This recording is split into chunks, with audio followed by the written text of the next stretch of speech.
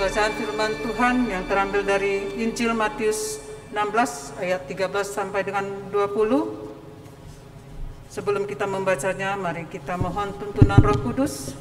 Kita bersatu dalam doa. Allah Bapa kami yang Maha Kudus, saat ini kami datang kepadamu Tuhan, memohon kiranya Roh Kudus mau menuntun dan menolong kami dalam pembacaan firman-Mu. Pimpinlah kami ya Bapa, pribadi lepas pribadi, agar kami dapat mendengarkan firman-Mu dengan baik, sehingga kami boleh mengerti dan memahami firman-Mu. Dan kiranya firman-Mu yang akan kami dengarkan dapat meneguhkan iman percaya kami kembali, dan kami boleh menjadi saksi dalam setiap pikiran, perkataan, dan perbuatan baik, sehingga boleh menghadirkan damai sejahtera bagi sesama kami.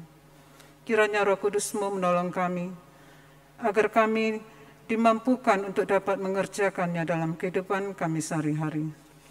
Bapa yang baik, mohon kiranya Tuhan memberkati dan mengurapi hamba-Mu Bapak Pendeta Luther Novriaman Lase, yang akan menyampaikan firman-Mu. Biarlah Roh Kudus-Mu Tuhan memberikannya kekuatan, dan firman-Mu yang akan disampaikannya adalah seturut dengan kehendak-Mu saja. Terima kasih Tuhan. Di dalam nama Tuhan Yesus Kristus kami telah mengucap syukur dan berdoa. Amin. Firman Tuhan yang terambil dari Injil Matius 16 ayat 13 sampai dengan 20. Demikian firman Tuhan. Setelah Yesus tiba di daerah Kaisarea Filipi, ia bertanya kepada murid-muridnya, kata orang, siapakah anak manusia itu? Jawab mereka, ada yang mengatakan Yohanes Pembaptis, ada juga yang mengatakan Elia, dan ada pula yang mengatakan Yeremia atau salah seorang dari para nabi. Lalu Yesus bertanya kepada mereka, tetapi apa katamu, siapakah aku ini? Maka jawab Simon Petrus, engkau adalah Mesias, anak Allah yang hidup. Kata Yesus kepadanya, berbahagialah engkau Simon bin Yunus, sebab bukan manusia yang menyatakan itu kepadamu, melainkan Bapa-Ku yang di sorga. Dan aku pun berkata kepadamu, engkau adalah Petrus, dan di atas batu karang ini aku akan mendirikan jemaat-Ku, dan alam maut tidak akan menguasainya. Kepadamu akan kuberikan kunci kerajaan sorga. Apa yang kau ikat di dunia ini akan terikat di sorga, dan apa yang kau lepaskan di dunia ini akan terlepas di sorga. Lalu Yesus melarang murid-muridnya supaya jangan memberitahukan kepada siapapun bahwa ia Mesias. Amin.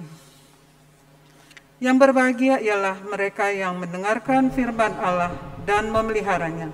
Haleluya.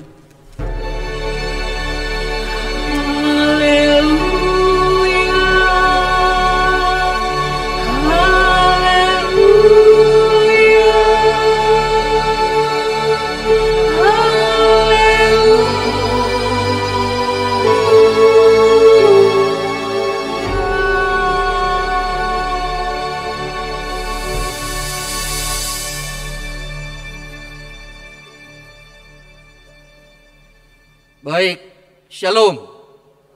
Selamat pagi Bapak dan Ibu, saudara yang terkasih. Selamat hari Minggu. Salam sejahtera untuk kita semua.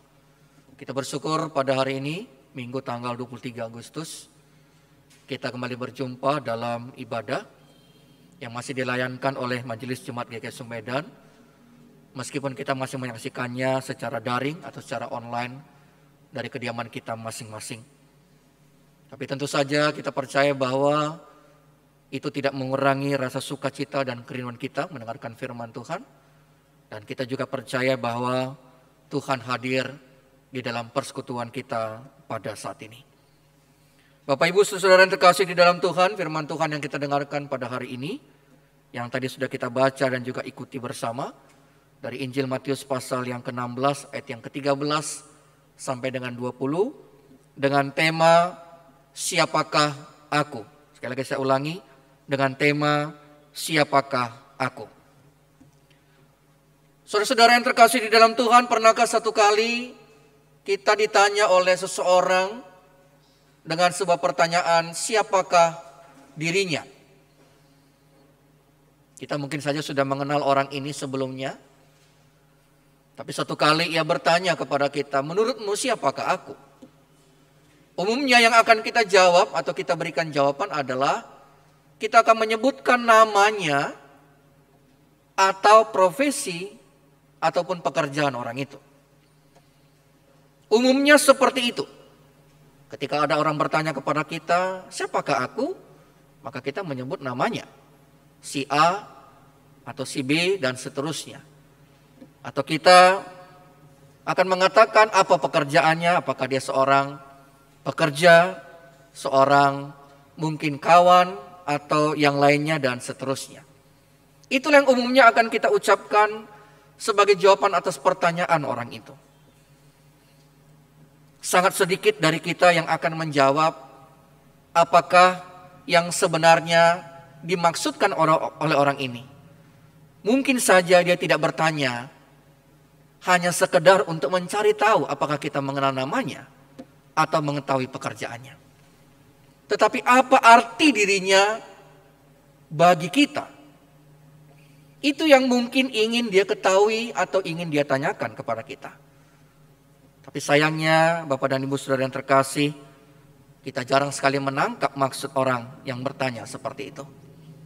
Mungkin setelah ia menjelaskan lebih dalam lagi maksud dari pertanyaannya, barulah kita mengerti dan menangkap maksudnya.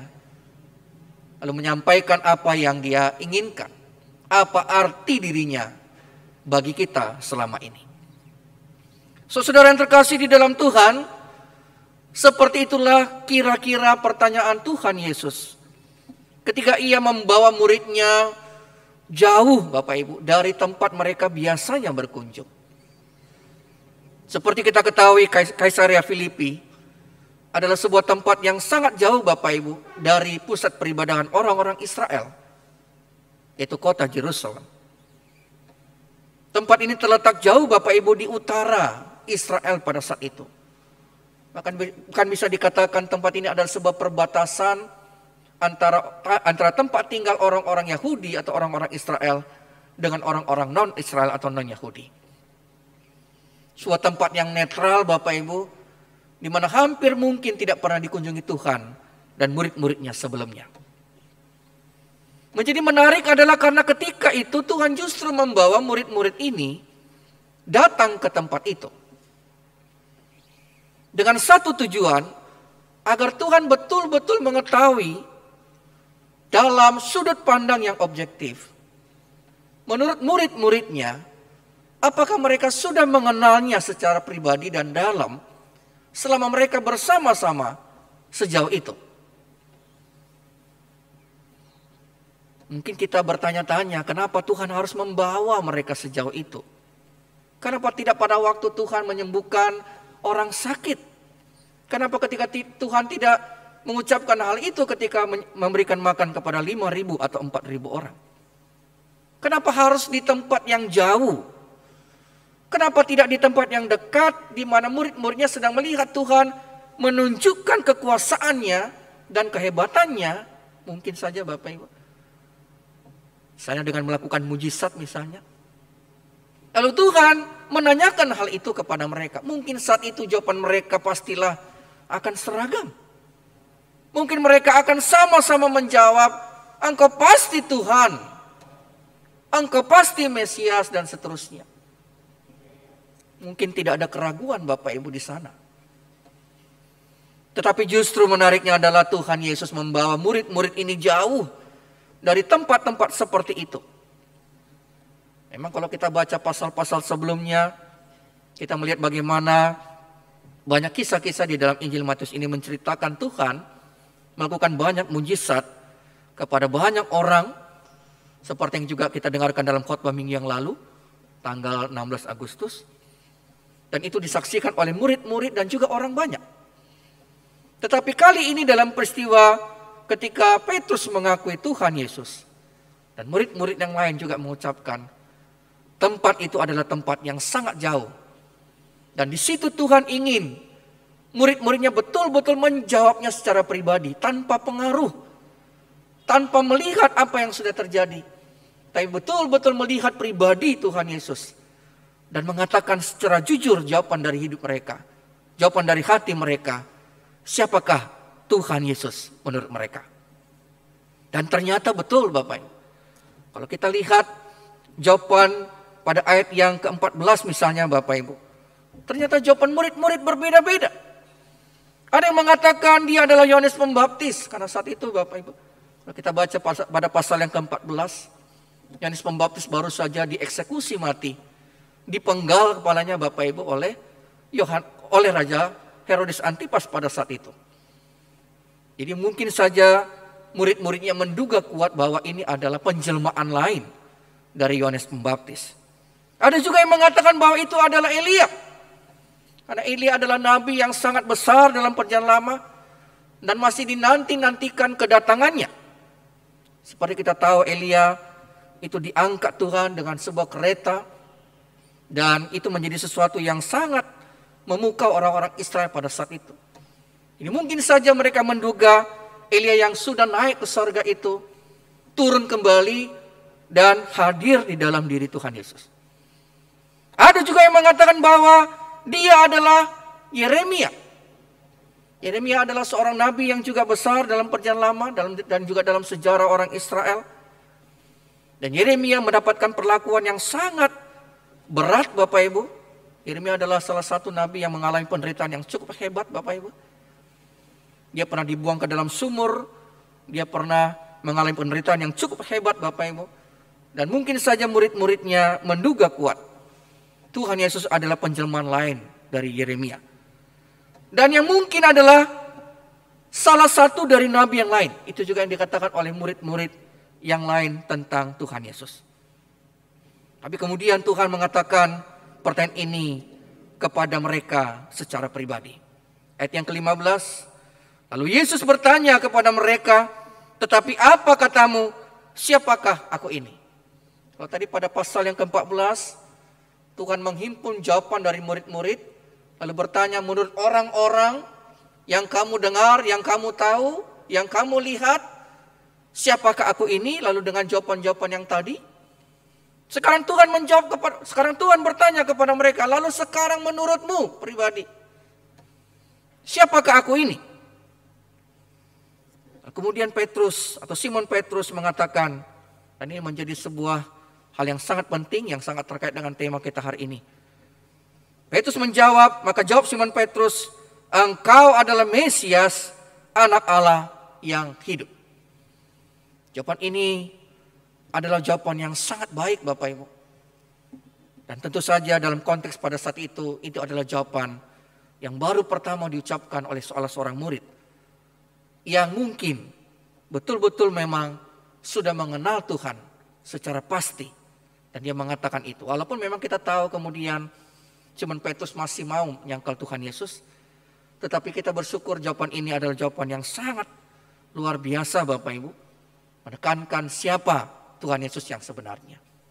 Mesias dalam bahasa Ibrani adalah Kristus dalam bahasa Yunani. Yang artinya adalah yang diurapi. Yang diberkati atau yang diurapi.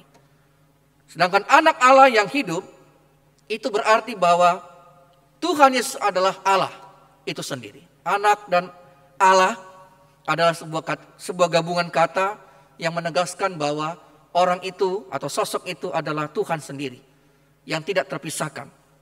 Ketika Allah mengatakan anak, itu berarti dia sedang bicarakan tentang hal yang kita sebut dalam dogmatika gereja saat ini adalah Tritunggal atau Trinitas, di mana kesatuan antara Allah yang satu hakikat, anak tidak dapat dipisahkan dengan Bapanya.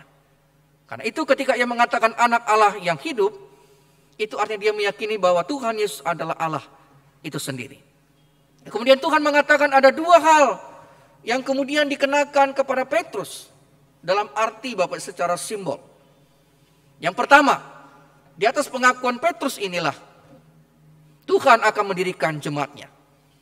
Ini menjadi sebuah kaitan yang penting dalam prinsip bergereja, khususnya kita sebagai salah satu gereja yang ada di Indonesia.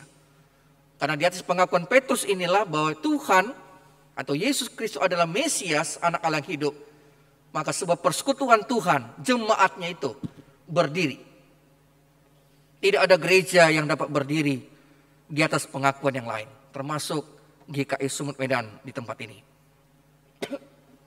Lalu yang kedua adalah pada ayat yang ke-18. Nah, pada ayat yang ke-19. Kepada kita juga akan diberikan kunci-kunci kerajaan sorga. Dalam hal ini kepada Petrus dan sekarang kepada gereja Tuhan. Artinya gereja diberikan kuasa untuk menyatakan seorang itu bersalah ataupun dikenakan hukuman secara gerejawi. Ataupun dibebaskan dari dosa-dosanya dan untuk menerima hidup yang kekal. Lalu apa dari firman Tuhan pada hari ini Bapak dan Ibu Saudara yang terkasih, yang dapat kita terapkan dalam kehidupan kita setiap hari? Kembali saya mengulangi Bapak Ibu sesuai dengan tema kita pada hari ini, siapakah aku? Yang pertama, hari ini kita menegaskan ulang dalam pengakuan kita sebagai orang Kristen. Ketika kita ditanya oleh Tuhan Yesus, siapakah dirinya bagi kita? Seandainya ayat yang ke-15 dan ayat yang ke-16 itu, pertanyaan itu ditujukan kepada kita masing-masing pribadi sebagai jemaat Kristen, khususnya jemaat GKI Sumut Medan pada hari ini. Maka apakah jawaban kita? Lalu Yesus bertanya kepada seluruh jemaat GKI Sumut Medan, baik sebagai pribadi maupun sebagai gereja. Tetapi apa kata kita? Siapakah Tuhan Yesus? Maka kita berharap dan kita pasti akan menjawab pada ayat yang ke-16 seperti yang Simon Petrus katakan. Kita akan bersama-sama mengatakan, Engkau adalah Mesias, anak Allah yang hidup. Amin Bapak. Itulah yang menjadikan kita sebagai jemaat hingga pada hari ini. Karena kita percaya bahwa dasar kita bersekutu dan bergereja pada hari ini bukanlah karena hal yang lain. Tidak ada alasan lain bagi kita Bapak dan Ibu Saudara yang terkasih yang dapat kita jadikan sebagai dasar kita berkumpul dan bersekutu sebagai jemaat selain pengakuan bahwa Yesus itu adalah Mesias, anak Allah yang hidup. Tentu ini sangat penting di tengah-tengah situasi dan kondisi dunia pada saat ini, di mana gereja menurut saya itu mendapatkan banyak tantangan, baik secara internal maupun secara eksternal. Tidak sedikit gereja Bapak Ibu yang kemudian arahnya itu berlawanan dengan kehendak Tuhan. Gereja itu menjadikan sesuatu yang lain Bapak Ibu. Dan banyak juga gereja yang kemudian runtuh karena tidak mendasarkan pada pengakuan bahwa Yesus itu adalah Mesias dan anak Allah yang hidup. Itu sebabnya Bapak Ibu yang terkasih, hari ini sebagai jemaat, firman Tuhan ini menegaskan dan mengingatkan kita kembali. Kita harus sungguh-sungguh menegaskan ulang bahwa kita bersekutu, kita ada bersama-sama di tempat ini sebagai jemaat karena kita sama-sama percaya bahwa Yesus itu adalah Mesias, anak Allah yang hidup. Lalu yang kedua, saya mengambilnya pada ayat yang ke-18 Bapak Ibu. Dan aku berkata kepadamu, engkau adalah Petrus, dan di atas batu karang ini aku akan mendirikan jemaatku, dan alam maut tidak akan menguasainya. Saya kembali mengulangi Bapak dan Ibu yang terkasih. Jemaat Tuhan di tempat ini, GKI Sumut Medan, itu didasarkan pada pengakuan Petrus bahwa dia adalah Mesias, anak Allah yang hidup. Hari ini kita menegaskan ulang sebagai jemaat. Mungkin saja Bapak ada banyak tantangan yang sedang kita hadapi. Secara umum saat ini Bapak Ibu gereja menghadapi banyak sekali tantangan. Misalnya saya sebut saja akibat pandemi COVID-19. Di mana gereja termasuk GKI Sumut Medan harus bergumul begitu kerasnya Bapak Ibu. Untuk menghadapi perubahan yang sangat cepat. Di mana di satu sisi Bapak Ibu kita harus mempertahankan iman dan membangun persekutuan senantiasa. Walaupun kita tahu bersama bahwa keadaan yang kita hadapi saat ini begitu sulit. Sudah lebih dari 5 bulan Bapak Ibu kita tidak bisa bersekutu bersama, beribadah bersama di gereja secara offline. Satu sisi ini adalah tantangan yang serius Bapak Ibu. Apakah persekutuan kita tetap akan kita bangun Bapak Ibu dan sama kuatnya seperti sebelumnya? Atau justru mulai ada di antara kita Bapak Ibu pergesekan dan kita mulai merasa renggang, lalu mulai merasa kita tidak lagi dekat satu sama lain dan seterusnya, sehingga pada akhirnya kita akan meruntuhkan kebersamaan dan persekutuan kita. Hari ini Bapak Ibu, firman Tuhan menegur kita semua. Mungkinkah Bapak Ibu pandemi COVID-19 membuat banyak gereja Tuhan semakin undur di dalam pelayanannya, semakin undur di dalam persekutuannya, semakin undur di dalam pelayanannya? Bagaimana dengan kita GKS Sumut Medan? Apakah kita juga mengalami hal yang sama? Tentu pertanyaan ini menjadi sebuah refleksi yang perlu kita bawa dalam hati kita masing-masing. Tetapi saya meyakini bahwa ayat yang ke-18 ini adalah sebuah teguran sekaligus sebuah tantangan bagi kita, khususnya kita Jemaat GKS Sumut Medan. Dengan kita menegaskan ulang bahwa di atas pengakuan kita bersama, kita adalah orang-orang yang sama-sama percaya sampai hari ini bahwa Yesus itu adalah Tuhan, Mesias, Kristus, Anak Allah yang hidup. Maka dengan itu kita percaya juga bahwa kita akan membangun terus kebersamaan kita dalam kesaksian, persekutuan dan pelayanan kita. Kita tidak akan menjadi gereja yang undur di dalam hal itu. Kita tidak akan terhalang atau mungkin merasa bahwa kita mengalami kemunduran karena pandemi COVID-19. Justru di tengah-tengah situasi ini, kita sebagai jemaat mampu untuk lebih meningkatkan kualitas pelayanan pada masa-masa yang akan datang. Tentu kami berharap Bapak Ibu, seluruh jemaat memberikan dukungan kepada majelis jemaat yang sedang memperbaiki begitu banyak hal dan beradaptasi dengan hal-hal yang lain Bapak Ibu. Hal-hal yang baru mungkin bagi kita, tapi semuanya kita arahkan untuk kemajuan dan pelayanan bagi seluruh jemaat. Kira firman Tuhan pada hari ini Bapak Ibu sungguh-sungguh dapat kita mengerti, sehingga dapat kita lakukan di dalam kehidupan kita setiap hari. Amin. Kita masuki doa syafaat. Mari kita berdoa. Bapa di surga, terima kasih untuk firman-Mu ya Tuhan, yang telah kami dengarkan bersama pada saat ini. Kami percaya bahwa kebenaran telah kami dengarkan bersama oleh pemberitaan firman Tuhan tadi. Baik hamba-Mu yang berbicara maupun seluruh hamba-hamba-Mu yang mendengarkan.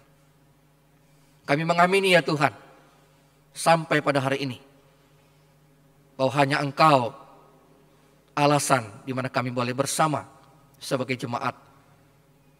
Karena kami percaya bahwa Engkau adalah Mesias, Kristus, Anak Allah yang hidup itu, dan tidak ada yang lain.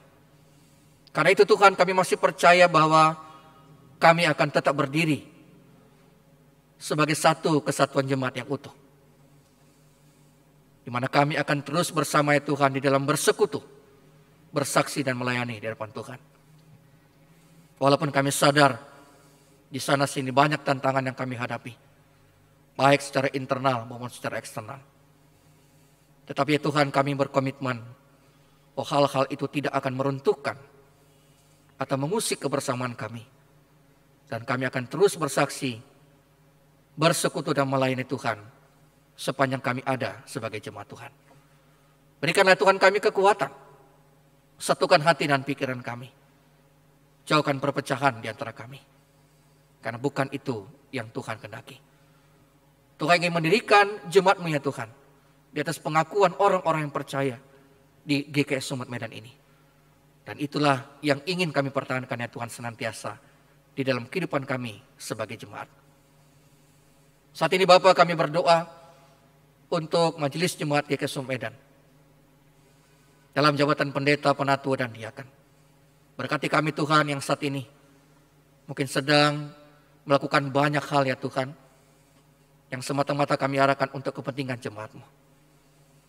Tapi kami sadar ya Tuhan bahwa tanpa campur tangan Tuhan, semua itu tidak dapat kami lakukan dengan baik. Kami membutuhkan pertolongan Tuhan. Kami membutuhkan Tuhan ngajari kami.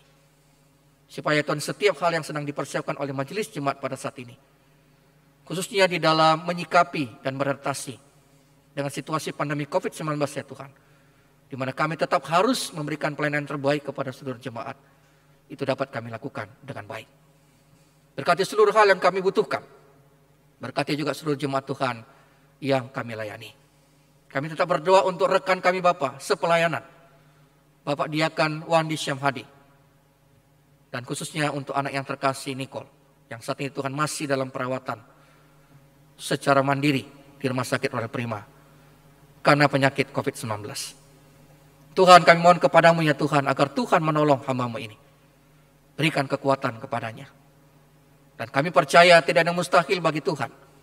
Kalau Tuhan berkehendak, Tuhan mampu mengangkat segala sakit penyakit dan menyembuhkan beliau dan anak, sehingga kembali sehat, sehingga boleh kembali pulang, beraktivitas di tengah-tengah keluarga, dalam pekerjaan, dan di tengah-tengah pelayanan di GKI Sumut Medan. Ya Tuhan, sudah banyak permintaan kami Bapa di dalam doa kami yang singkat dan tidak sempurna ini. Tapi di atas segala-galanya kami percaya Tuhan yang pasti lebih mengetahui, dan Tuhan juga yang akan mengabulkannya seturut dengan rencana dan kehendak-Mu. Inilah Bapa doa dan syukur kami Tuhan kepadamu, yang kami akan sempurnakan dengan bersama-sama akan mengucapkan kembali doa yang Tuhan telah ajarkan kepada murid-murid. Kita bersama mengucapkan doa Bapa kami. Bapa kami yang di surga, dikuduskanlah namamu, datanglah kerajaan-Mu, jadilah kehendak-Mu di bumi seperti di surga.